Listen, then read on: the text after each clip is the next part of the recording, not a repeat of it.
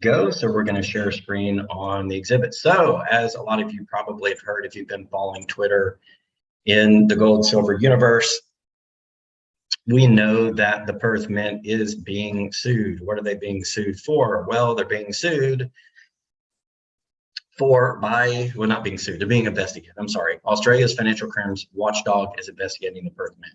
Why? Well, it says here, Australia's Financial Crimes Authority, AUSTRAC, is investigating the state-owned Perth Mint in a move that could have wide-reaching ramifications, not only for the Western Australian government, but also for taxpayers. Why is that? Because all of the pledged assets in the Perth Mint liability is for the people, because it's a government-owned agency. So if they're not doing what they're supposed to be doing, the Australian people have to clean up the mess. And all right, looks like we're going strong here. So going back to the article, many people assume the Perth Mint is little more than a tourist attraction or a place where commemorative coins are created, but that's far from the full picture. The Perth Mint is the world's largest producer of newly minted gold.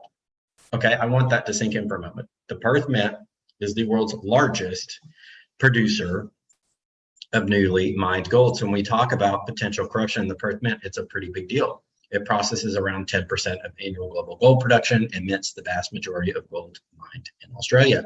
According to its 2021 annual report, the Perth Mint's yearly turnover was more than $26 billion. The Mint holds around $6 billion on behalf of its clients, who range from central banks and sovereign wealth funds to individuals in over 130 countries. It's the world's only government-owned and guaranteed precious metals enterprise, and by extension, all the metal deposits are underwritten by Western Australian taxpayers. That goes on to talk a little bit more about the history of Perth Mint. We want to get into what's going on with the Perth Mint. I thought everything was solved before. We did, you know, in that what they told us, they had the metal, everything was fine. They were compliant with everything. Well, since we did our Perth Mint series last year, Daniel Vigario and I, we've come across a lot more that's going on with Perth Mint, which we'll talk about today. So put simply, according to this article on abc.net.au, this is ABC branch in Australia, the AUSTRAC has expressed serious concerns around the Perth Mint's compliance standards, saying it suspects it has breached criminal laws and provisions of transaction reporting laws. The Federal Financial Crimes Regulator has ordered a sweeping audit of the processes and records at 𝙂𝙊𝙇𝙑𝙀 Corporation, the owner of the Perth Mint.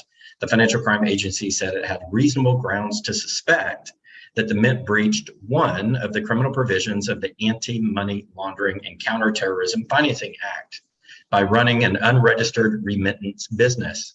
In layman's terms, a company or entity is acting as a remitter if it moves money or property on behalf of a client. If any of you remember back to what Daniel and I talked about at the Perth Mint, the customers would buy the metals, and then the Perth Mint seems to have basically lent them out or sold them out to someone else. And so that is a remittance. So when we talk about what originally happened at the Perth Mint, we can tie it to what's going on right now with the investigation, because the gold that it had would have, under these definitions, been a remittance. And so it would have come under the Anti-Money Laundering and Counterterrorism Financing Act. Under the anti-money law, the article says they have a compliance program in place. They have to do a risk assessment, look at their vulnerabilities, and they have to do things like customer due diligence. So this is a whole buffet of failures. Perth Mint was not in compliance with money laundering laws. The Western Australian Premier, Mark McGowan, first brushed off the issue as a result of an administrative oversight. Of course he did, because no one wants the government to be accountable for anything. And remember, this is a government-owned mint. But he's since reversed course, saying my government is taking this matter very seriously. The Premier, who is also the state treasurer, said he was not told until recently about the Mint's alleged bungle, which was first discovered early last year ahead of the March state election. The Perth Mint has undergone a raft of management changes in recent years, with a new CEO, Jason Waters, appointed in April. He acknowledged the organization has been working to rectify the issues, saying the Perth Mint is constantly identifying areas of improvement. 𝙂𝙊 Corp, which is the owner of the Perth Mint, said its registrations have been compliant with AUSTRAC requirements since March of 2021. Here's another article from Business News Australia. AUSTRAC appoints auditor to investigate anti-money laundering compliance concerns at the Perth Mint. AUSTRAC, the government body responsible for preventing Australia's financial system from being abused by organized crime, has appointed an external auditor to 𝙂𝙊 Corporation, the company that operates the Perth Mint. The move is in response to compliance concerns identified by AUSTRAC in relation to anti-money laundering and counterterrorism rules governing the company's operations. AUSTRAC, which stands for Australian Transaction Reports and Analysis Center, says that the auditor will have 180 days to report on a number of issues, including 𝙂𝙊 Corporation's customer due diligence program and its suspicious matter reporting obligations. The appointment indicates that AUSTRAC has reasonable grounds to suspect that 𝙂𝙊 Corporation has contravened or is contravening anti-money laundering or counterterrorism financing rules. So we think what happened at the Perth Mint was a lot bigger than just some metal that was lent somewhere else. Daniel and I hypothesized that they may have bailed out some markets, but they moved metal, customer property around, and then all of a sudden they're being investigated for what Daniel and I pointed out. And originally what had happened last year, the auditor, the state auditor, when looking at Perth Mint, had concerns about anti-money laundering compliance with Perth Mint. Later on, it was announced in Australian news that it was Perth Mint that was the target of its comments in the last auditor report, and now this is the investigation. So you see how it's all playing out. In the midst of all this going on in the background and going on behind the scenes, nobody knew until now, or last few days at least, what was going on. Daniel and I happen to do the investigation, which pointed out, we think, which probably triggered this investigation, was the client metal, the 929 million in Australian metal that we believe was either lent out or rehypothecated to somebody.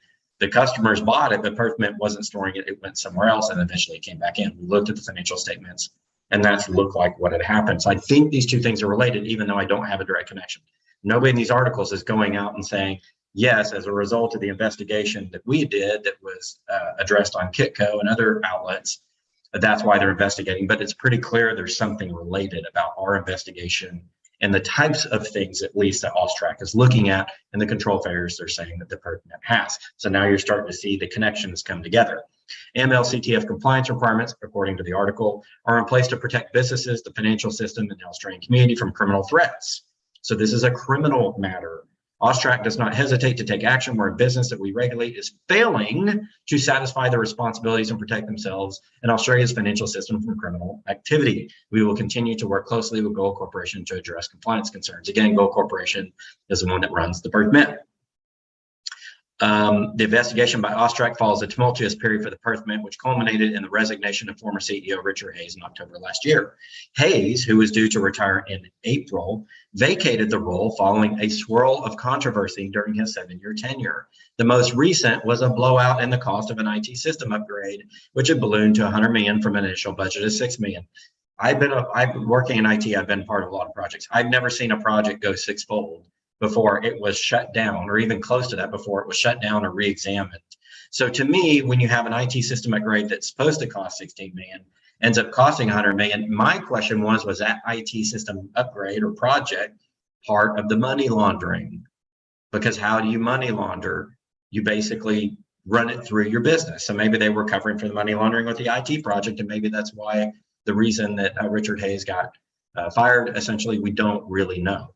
Prior to this, the Perth Mint was also rocked by an investigation by the Australian Financial Review in 2020, revealing that it was buying up to $200 million a year in conflict gold from a convicted killer in Papua New Guinea. So as we can see here, we've established that the Perth Mint has a history of financial malfeasance and is running into various laws about its practices. This is not really a good thing for the Perth Mint. And as it turns out, I think that these are probably going to end up at the end of the day being related to what we investigated, but we'll have to see what comes out of the audit. AUSTRAC will tell us eventually, we hope, and we're going to follow it. Here's a note on 𝙂𝙊𝙇𝙑 about what happened. The Australian Transaction Reports and Analysis Center has ordered the appointment of an external auditor to 𝙂𝙊 Corporation under the Anti-Money Laundering and Counterterrorism Financing Act. AUSTRAC is an Australian government financial intelligence agency responsible for monitoring transactions to identify money laundering, organized crime, tax evasion, welfare fraud, and terrorism financing. So if that's what it's responsible for monitoring, it means that they suspect Perth Mint for doing one of these things: money laundering, organized crime, tax evasion, welfare fraud, and terrorism financing. One of those 5 things. 𝙂𝙊 Corporation trades as the Perth Mint and as a regulated entity is subject to AML/CTF obligations.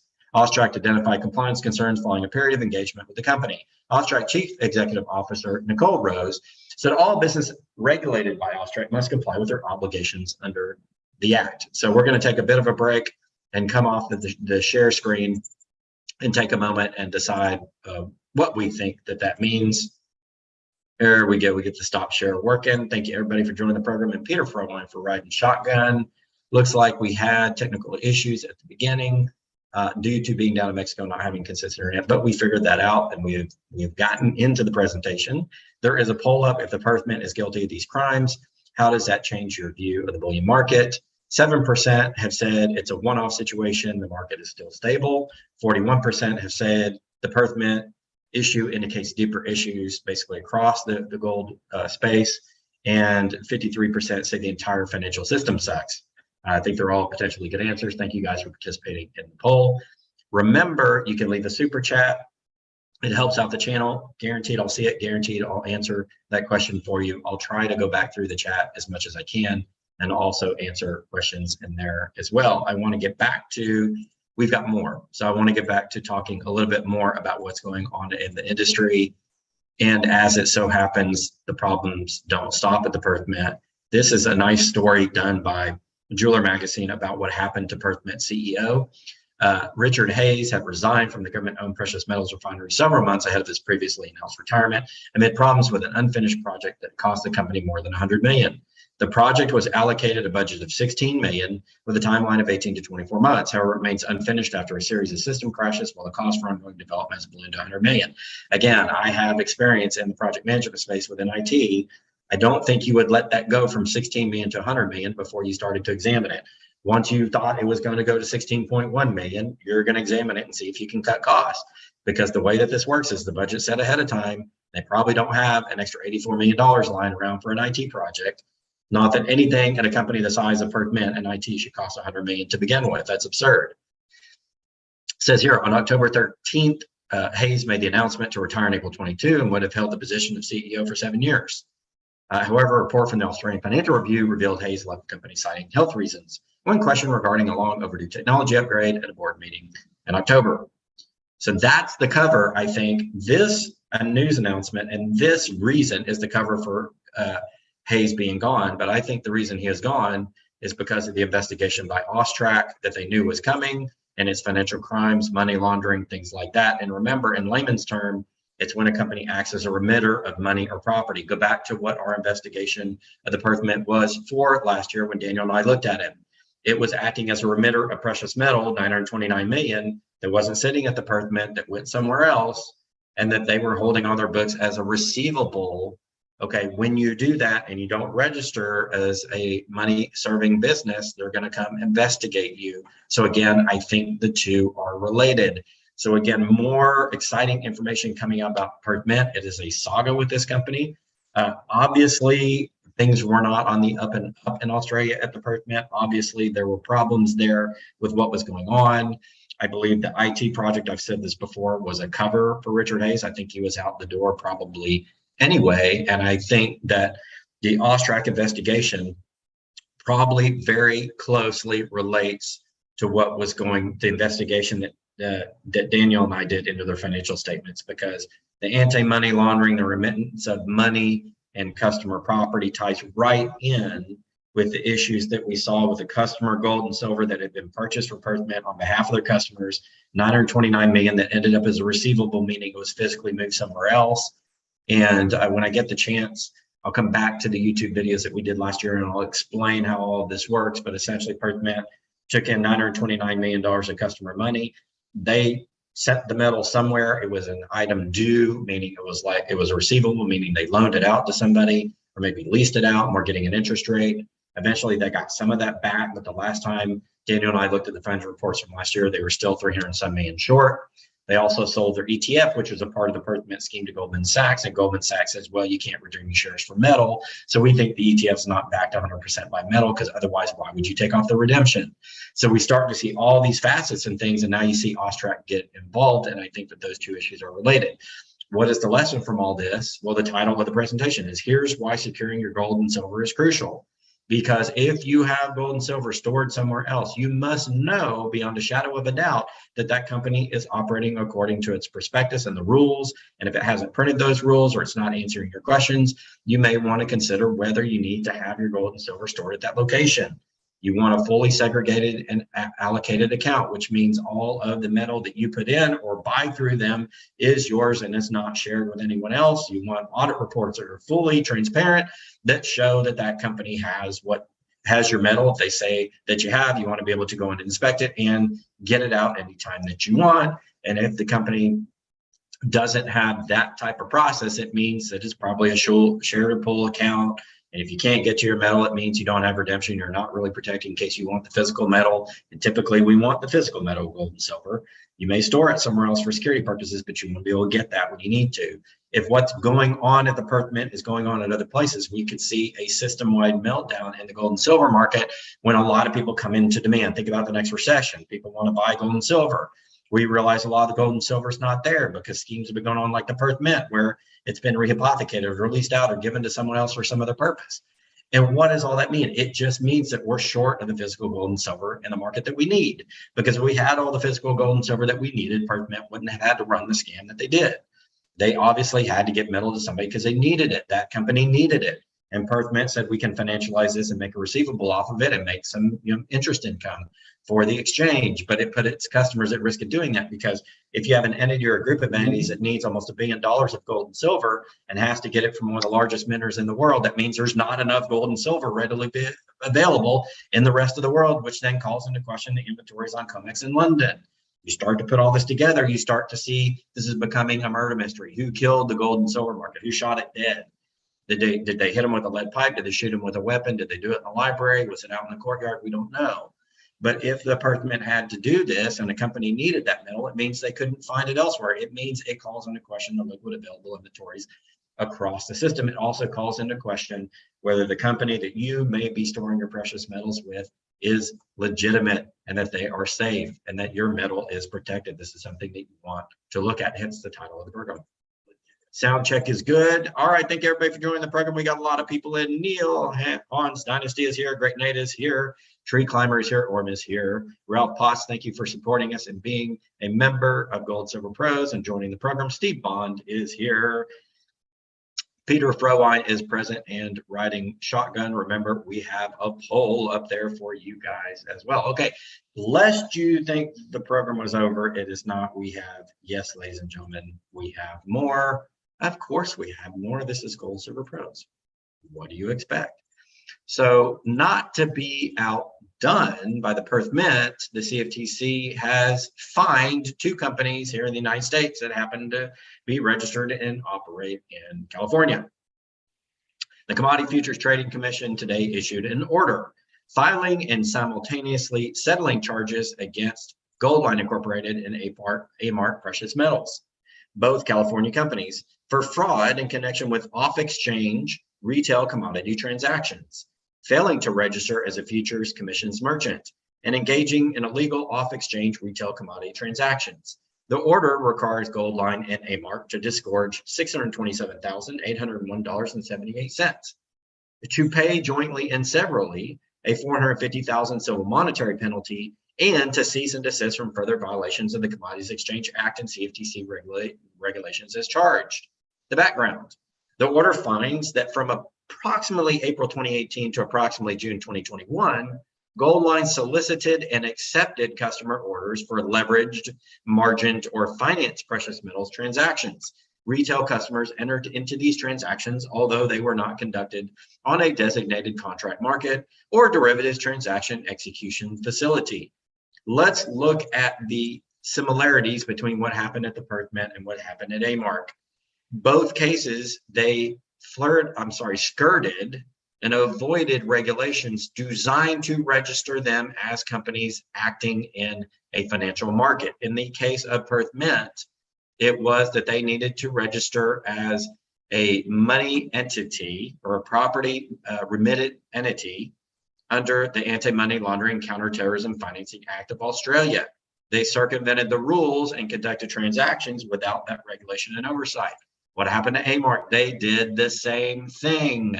They didn't do what they needed to do, which is register as a futures commission merchant, so they'd be regulated. So what these gold companies are doing is trying to do gold and silver business without registering properly so that they can hide from the regulators these transactions. what's going on behind the scene with these transactions.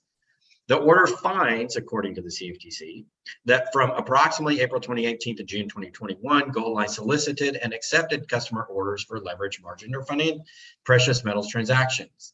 Retail customers entered in these transactions are not conducted in the contract market. We know that. The order further finds that in offering the illegal transactions, Goldline engaged in sales solicitation fraud.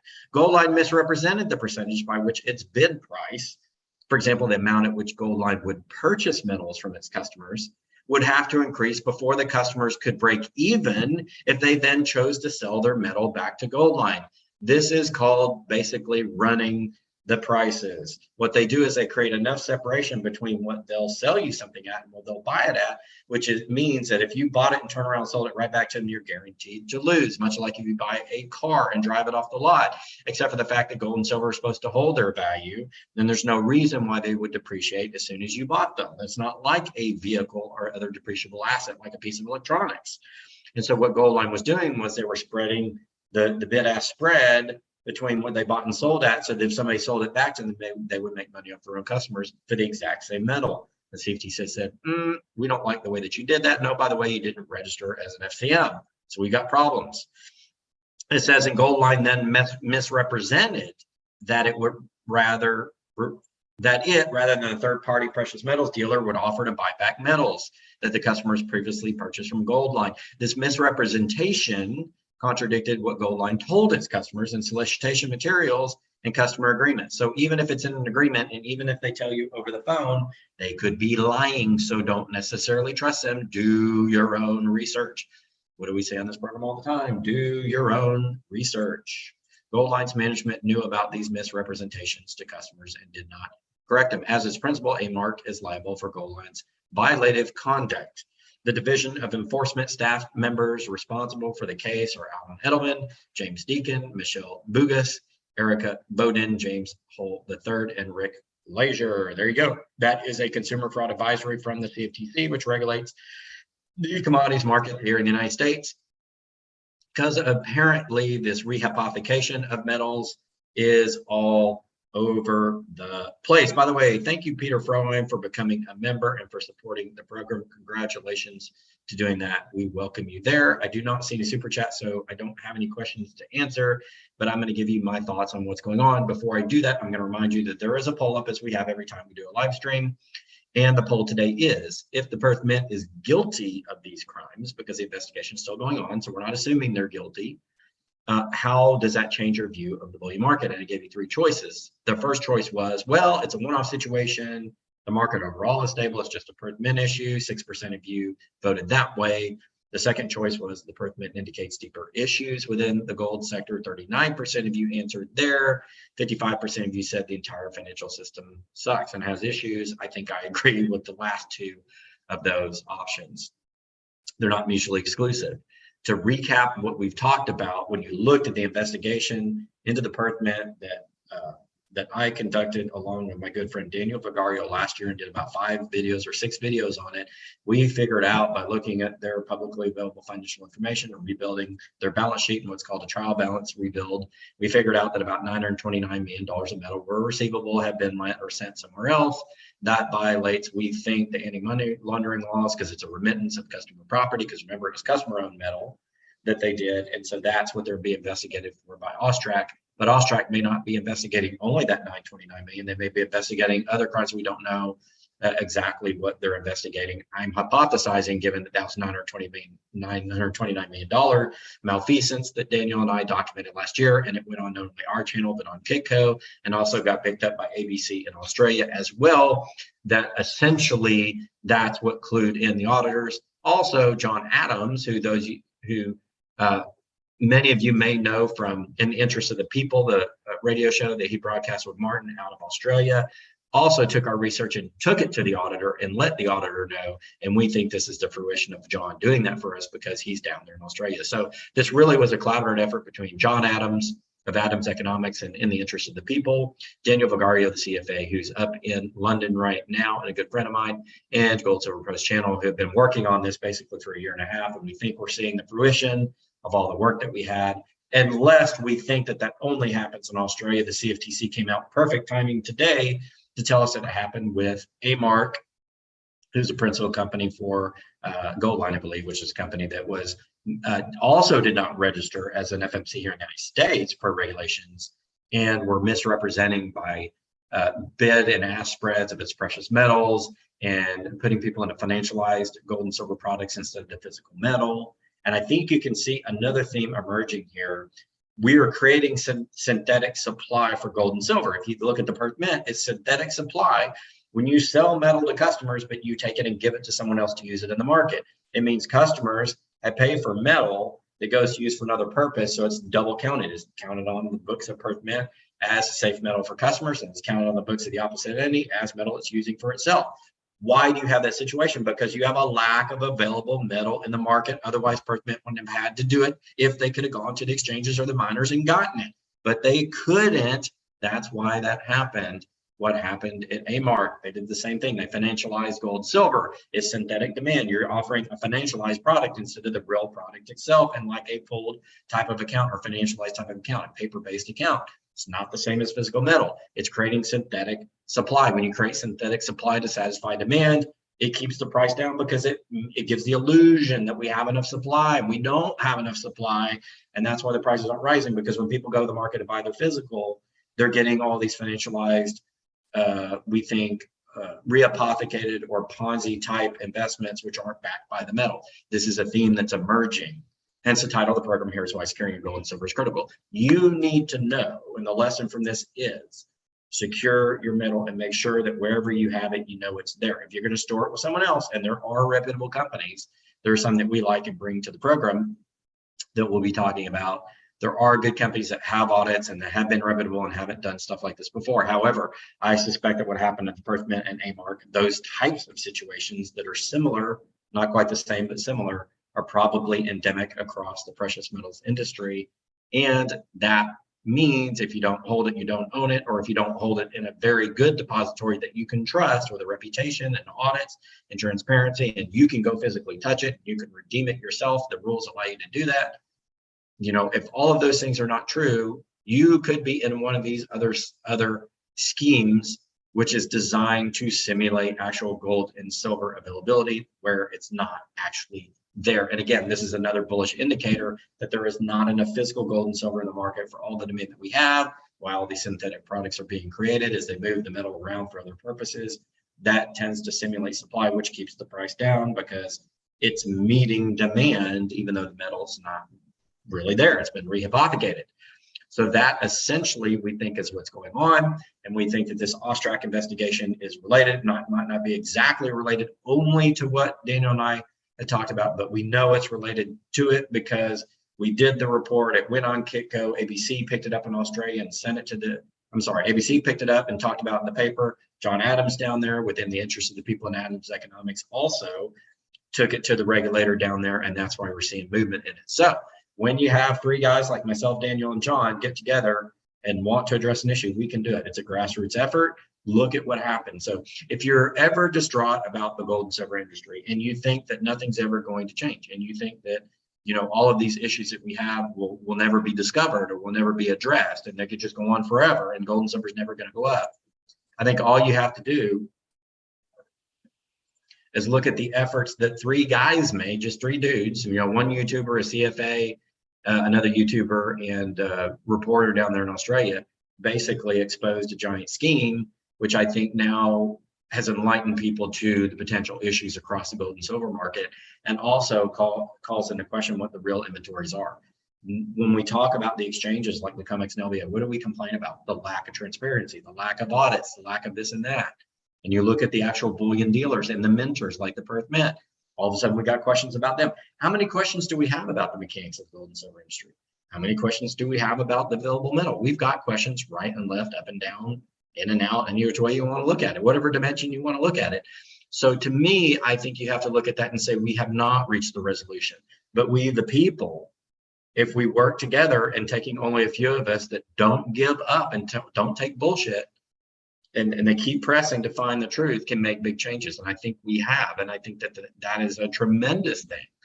And regardless of what happens with the off-track investigation, even if they don't find the smoking gun and nail everything down, the fact that they're doing it and that this is coming out in the enlightenment means that these types of schemes are going to be harder to conduct. When you shine a light on evil, evil tends to scurry away. And that's why we must do this. And the only thing that prevents justice from being served is when good men stand by and do nothing. 3 good men here did something, and the result is that there is awareness and possibly a positive resolution for those customers in Perth Mint, and possibly a positive resolutions for those customers of A-Mark as well. It can change. It does change. It takes work and dedication and time and not giving up. So my message for all of you out there that get frustrated with this market, don't give up. Things do change. It just takes time. It takes time and it takes effort. And we're going to continue at Gold Silver Pros to cover this. We're going to continue at Gold Silver Pros to push forward in our investigations, to push forward in our research, to help educate you, to get to that free market that we all want, not only in gold and silver, but in all the markets, because that's what we believe free market should be. Thank you, everybody that voted in the poll. I'm going to hit end poll, which will pop the poll results up there in the chat for you. I did not see any super chats. I'm going to look real quick in case there are any questions up here in the regular chat. If there are any, pop them down there real quick before I log off, guys. I'll be on here for a couple more minutes answering your questions. Christo4 says, I have 7,000 ounces, but need to sell 500. Congratulations for you for getting to 7,000 ounces. That is awesome, Christo. We appreciate this very much. Any other questions? No questions. You guys are smart. You don't have any. Let me go back down to the bottom of the chat. I don't see any, guys. You don't have any questions. I think we're going to end it up. Remember, lessons learned from this one. Why securing your gold and silver is critical. You need to know where you're putting it. Don't just buy any of these pooled or allocated or segregated or semi-allocated accounts. Do all your research. If you can, drive to the place, talk to them at their front desk, get familiar with them, ask them for their financial reports. If they don't give you financial reports, even if they're a private entity, or at least a high-level balance sheet or some sort of financial report, or an audit report, just an attestation page that says somebody audited them, I wouldn't do business with that company. If it's not fully allocated and segregated in your name, stuck in a separate box or bag that only is yours and it's not shared with anyone else, I wouldn't store my gold and silver with them. If it doesn't have strong chain of title and chain of custody controls that make sure that there are controls in place for that physical metal getting from wherever it came in to your storage on your account, I wouldn't, do business with that company. If they haven't had a public audit, I may not do business with that company. If I can't get familiar with them allowing me to have my metal in a time of crisis or in a time of financial need or a time when I just want it, I'm not doing business with that company, okay? And the bigger picture is we uncovered something at Perth Mint. Something's being done about it, even if only the investigation. And that in itself is going to change things in the market. So we're going to keep this up. We're never going to stop. That's why we're Gold Silver Pros. We're not giving up on the fight. We're going to be here every day. Thank you guys for paying attention to the program. Again, sorry, yet again, we had technical problems. It wasn't YouTube or Zoom this time. It was just the internet down here in Mexico as I'm visiting Chris and Yara from Arcadia Economics, my good friends. But in any case, we got it done. Thank you guys for sticking with it. It's been a great video. We'll bring more in the Perth Mint. The new financials are out. Hey, who knows? Maybe we'll look at the new ones and do another video on that series for you guys. But remember, first of all, come to goldsilverpros.com because we broadcast from the great state of Texas, the great independent and non-Marxist state in these United States, and we take no bullshit. And also come here and support the program so we can do more of these types of investigations, help root out all the bad stuff, and bring you a better market for you purchasing your precious metals so you know that you can buy it and store it safely, and we get a free market pricing that we have been looking for a long time. It's not just good enough for us to bitch and moan about it. We need to be active and do something about it. We have positive change came. That goes to show it can happen. So don't give up out there. The fight's not over. The battle is us. It's we the people against all the rest. We need to keep fighting and keep going. Thank you guys for joining us on the live stream today. Again, next week I will be returning on Tuesday, so we will do pre-recorded content on our normal live slot, 5:30 p.m. Central Time Tuesday. And then on Thursday, again next week, we'll also do the live stream. And then the week after, we'll return to our normal Tuesday schedule for the live streams. Thank you everybody for supporting the program, being a part of it. Thank you, Peter Frohline, for joining as a paid member. We appreciate that. The paid memberships help out quite a bit. The channel, you also get custom badges and emojis, which is really cool. And oh my gosh, guys, I will be remiss if I didn't do this. Saving you guys on your gold and silver when you buy it. We have the best deals, we think. If you go to our website, goldsilverpros.com, and get the whiskey glass in the background, my favorite background of any website I've ever delivered. Click on the precious metals link, click on access deals, which takes you to the ARC Silver form. You fill this out, whitelist Ian's number and Ian's email address. He'll get back to you. He'll either text you or email you with whatever you need for your order. And remember, what he does is he goes out to a bunch of wholesalers, finds the best deals on gold and silver, cuts out all the middlemen and offers you those deals, because he's not having to keep a big warehouse of everything. He doesn't have any warehouse. He orders it directly from his wholesalers and drop ships it to you. You know, he doesn't have inventory carrying costs. He doesn't have, you know, all these middlemen, and he's getting you the best deals. So if you're looking just for the best deals in gold and silver, Ian at ARC Silver is probably your guy. That's why we have him on the program. Thanks, everybody. Have a great Tuesday, and great Thursday. We'll see you again next Tuesday on the program. Until next time, Rob Keynes with goldsilverpros.com.